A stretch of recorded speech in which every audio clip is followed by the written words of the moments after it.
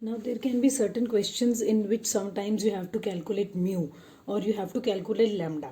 Till now, whatever questions you have seen, in that you have always seen that lambda and mu are given and other calculations have been asked. But sometimes there can be the questions where you may be asked to calculate lambda or mu. Now I'll give you one example. So there is a question in which it has been told that the arrivals of the customers to a payment counter in a bank, they follow the Poisson distribution with an average of 10 per hour. So arrivals are following this 10 customers per hour. Then the service time follows negative exponential distribution with the average of 4 minutes. Service time have been given 4 minutes. That also we will have to convert it into hours. So it will be 15 customers per hour.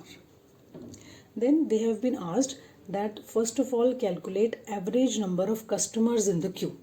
Now to calculate average number of customers in the queue, we all know we require queue length. So the formula for queue length you have already done, that is lambda square divided by mu minus lambda. So it is 10 square divided by 15 minus 10. So by solving this, you can calculate it will be 4 upon 3 customers. So the first point is very easy, as you are already doing. Now the second point says the bank will open one more counter when waiting time of the customer is at least 10 minutes. So waiting time of the customer is at least 10 minutes. Now in this question, you have been given waiting time of a customer. It means waiting time has already been given. So EW, waiting time of the customer, is already been given. So as we all know that waiting time is always in the queue only. So waiting time of the queue has been taken. So here waiting time has been given 10 minutes. And by this they have told by how much the flow of arrival should increase to justify the second counter. If you are putting another counter, so how much arrival rate should increase?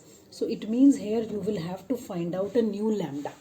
So there can be certain questions when you have maybe given the values of the formulas that we have already applied and you have to calculate the basic things.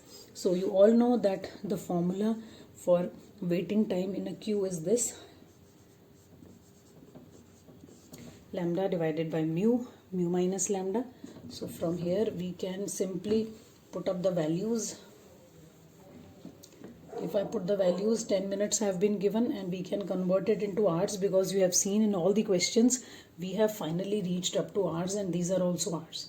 So I have converted this. Lambda is a new lambda that we will be finding out. Mu is going to be same because there is no change in mu minus lambda.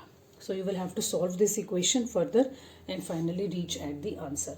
So if I solve this, it will be 1 upon 6 is equals to lambda 225 minus 15 lambda.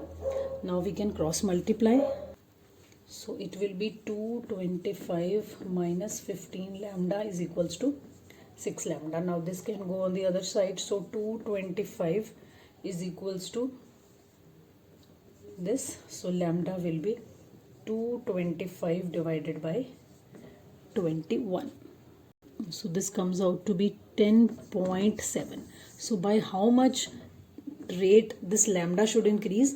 By 0.7. It was 10. Now answer is coming 10.7. So by 0.7 customer per hour it should increase.